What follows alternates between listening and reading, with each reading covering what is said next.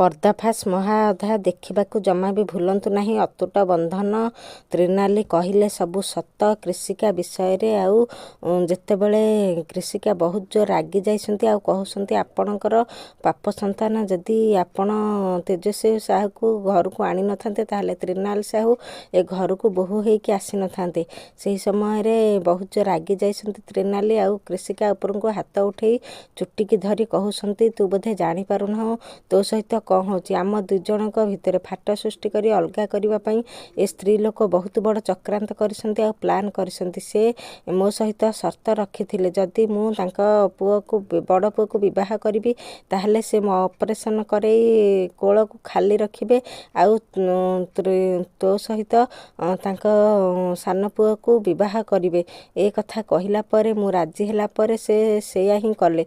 आउ आज देख तो मो भितर फाट सृष्टि करबा पई से कौन नाई कौन करुसंती। ए कथा को सुनिकी घर परिवार लोक समस्त आश्चर्य हो जाइसंती।